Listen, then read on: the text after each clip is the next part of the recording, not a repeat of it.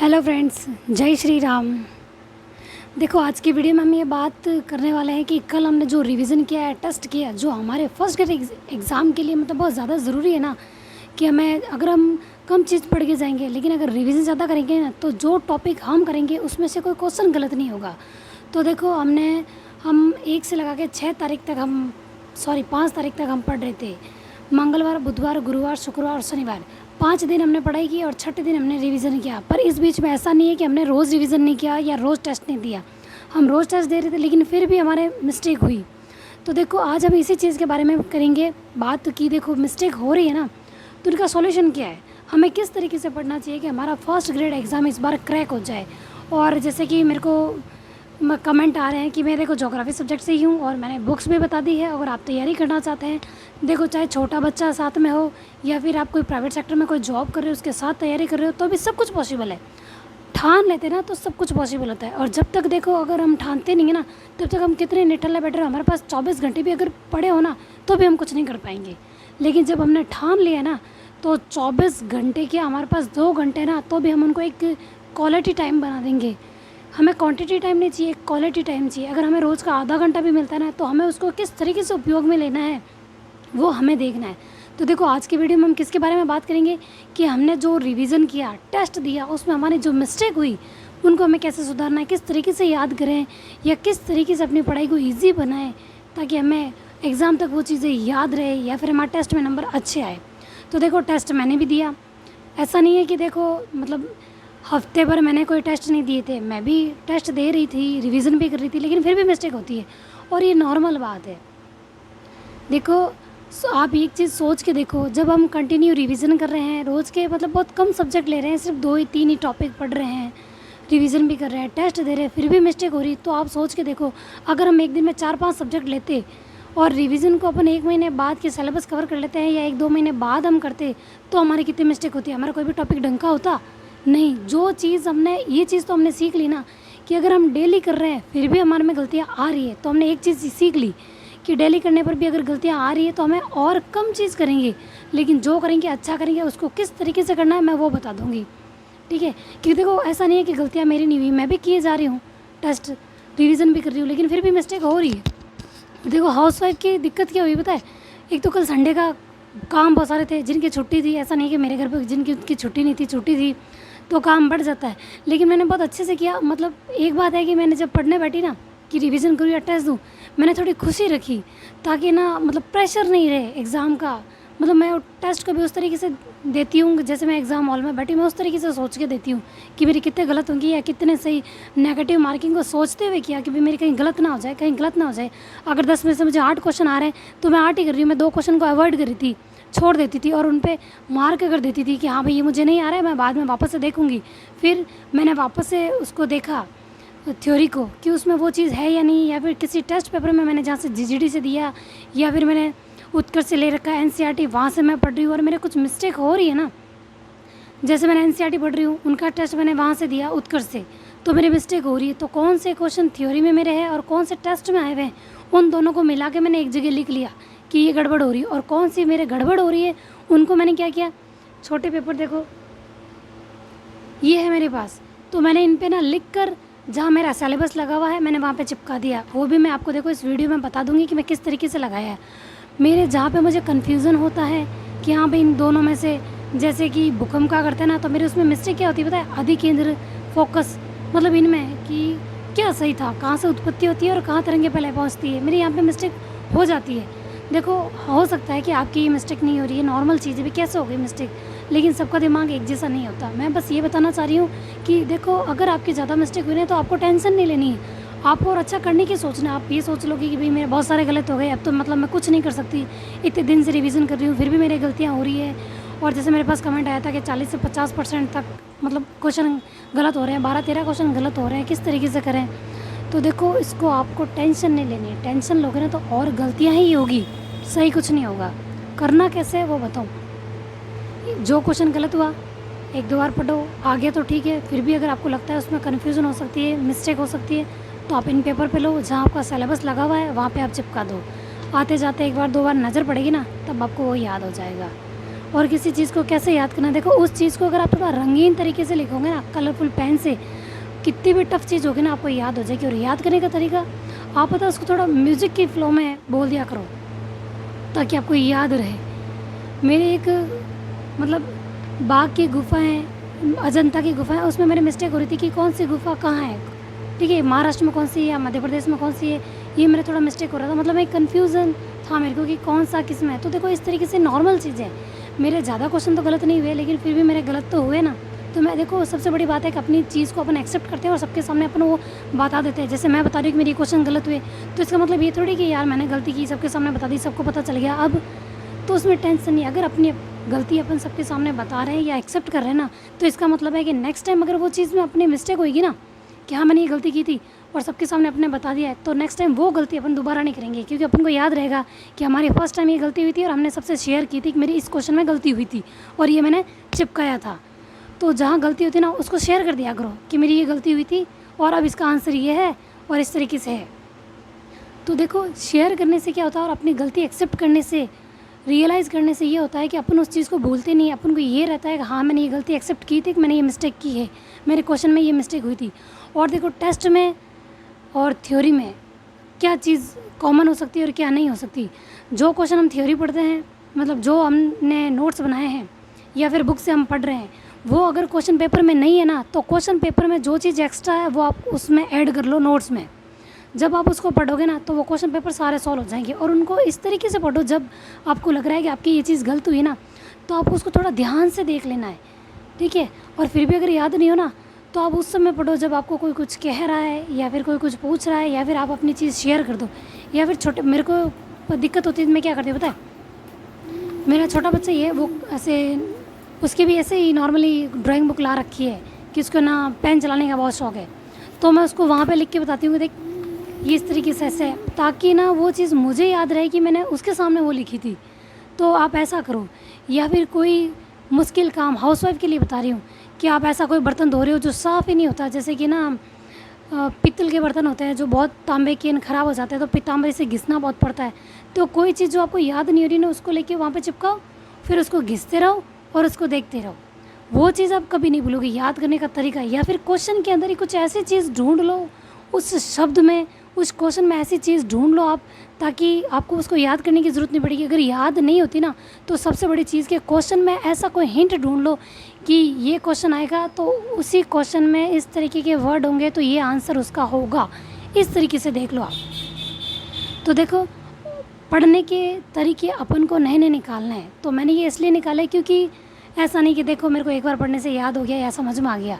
सबकी प्रॉब्लम होती है कि भाई याद नहीं होते, बहुत मुश्किल से होता है। तो देखो मैं भी आप लोगों के जैसे ही हूँ, मुझे भी याद नहीं होते। ठीक है कि मैं अपने वीडियो बनाती हूँ, शेयर करती हूँ आपसे, ताकि आपको मोटिवेशन मिले। मुझे भी मोटिवेशन मिलता है जब आप कहते हो कि हाँ हमें समझ में आ रहा है, बहुत अच्छा मोटिवेशन मिल रहा है, या फिर हम भी तैयारी कर रहे हैं, इस सब्जेक्ट से कर रहे हैं या इससे तैयारी कर रहे हैं, तो मुझे भी बहुत अच्छा लगता है।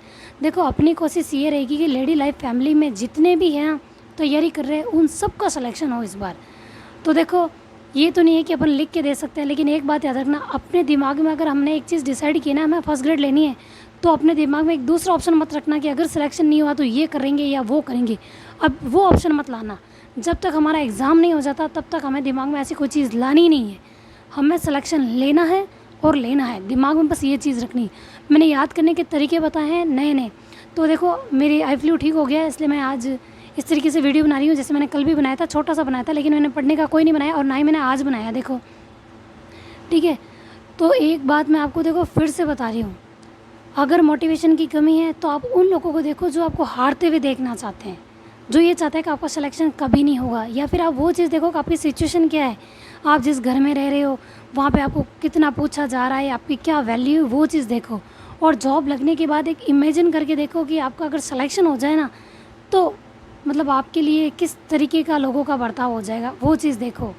मतलब अपने आप के बारे में ये चीज़ सोचो कि ऐसा होने के बाद कैसा होगा। अगर आपको ऐसा लगता है ना कि आप पढ़ाई से थक गए हो, नींद आ रही है, तो आप वो चीज़ देखो कि अगर आपका सिलेक्शन नहीं होता तो लोगों का बर्ताव कैसा है, और सिलेक्शन हो जाता है तो लोगों का बर्ताव कैसा है, वो चीज़ देखो। आपके लिए बेस्ट मोटिवेशन का काम करेगा। कितनी भी नींद आ रही होगी ना, तो आप उठ जाओगे, ठीक है।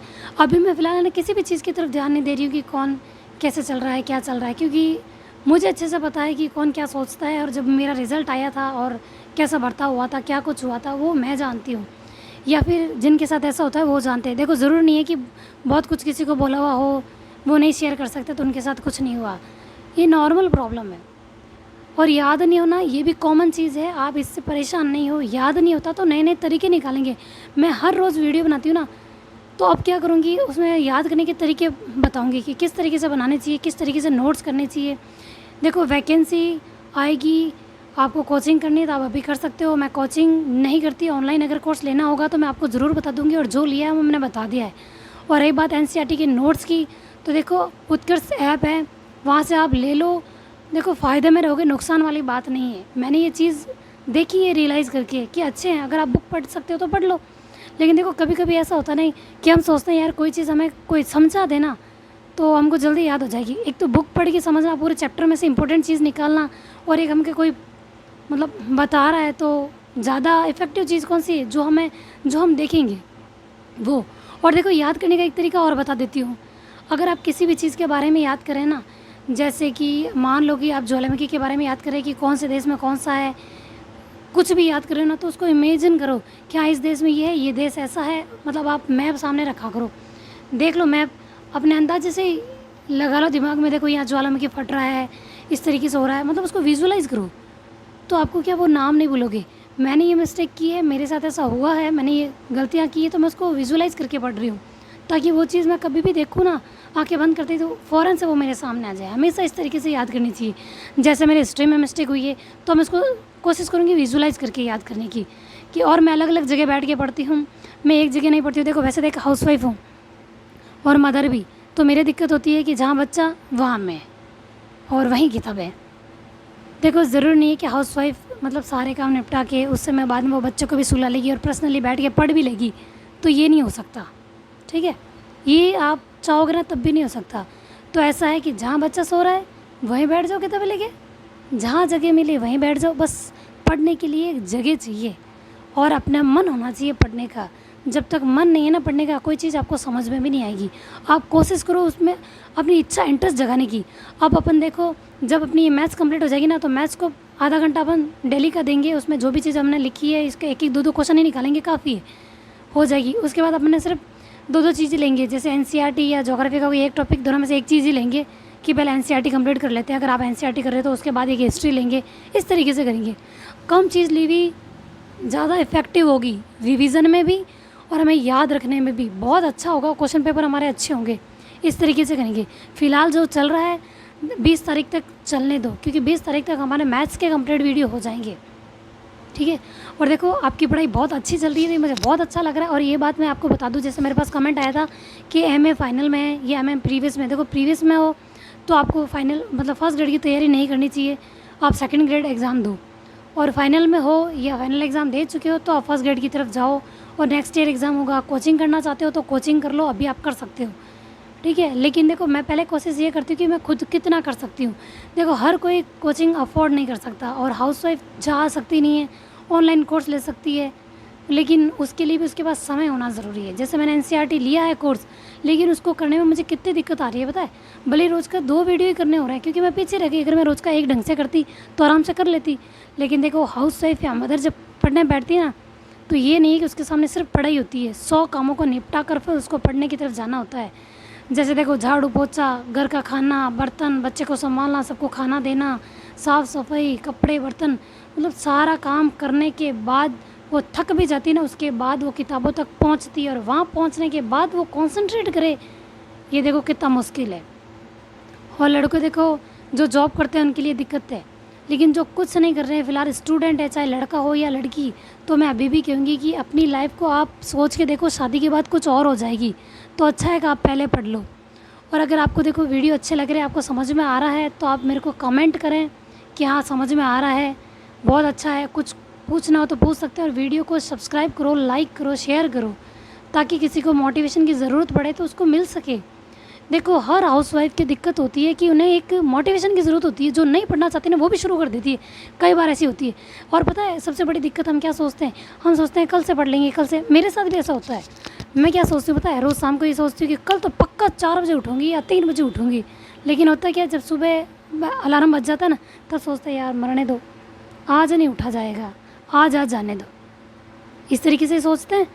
कल से पक्का कर लूँगी, देखो ये कल कभी नहीं आएगा, कल कल करते करते टाइम निकल जाएगा। और ये चीज़ मैंने प्रैक्टिकली देखी है, मेरे ऊपर मैंने कर लिया है।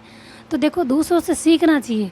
अगर आप खुद प्रैक्टिकली करने बैठोगे ना कि प्रैक्टिकल करके देख लो इस तरीके से, तो आपके ना समय बर्बाद हो जाएगा और एग्ज़ाम आ जाएंगे। कोशिश यही रहेगी अपनी कि अपन को सिलेक्शन लेना है। अब आगे भगवान की मर्ज़ी है, इस देवता का नाम लेके हम पढ़ाई शुरू करते हैं, अच्छे से करेंगे। आज मैंने ये वीडियो इस तरीके से इसलिए बनाया कि हमें कैसे पढ़ना चाहिए और ज़्यादा से ज़्यादा टेस्ट दो।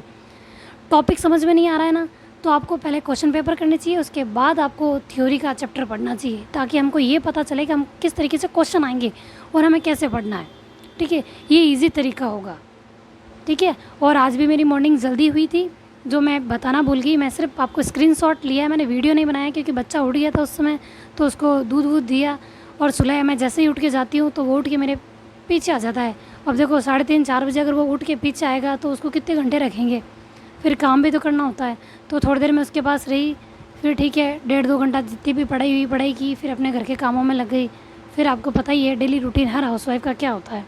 ठीक है, तो हमें अच्छे से पढ़ना है। आपकी कोई भी प्रॉब्लम हो तो आप मेरे से शेयर कर सकते हैं, और अपना टेलीग्राम ग्रुप बना हुआ है, मैं उसको डिस्क्रिप्शन में लिंक दे दूँगी। आप वहाँ पे आपस में नोट्स शेयर कर सकते हैं, किसी भी प्रकार की कोई भी समस्या हो तो बता सकते हैं। ठीक है, थैंक यू, जय श्री राम।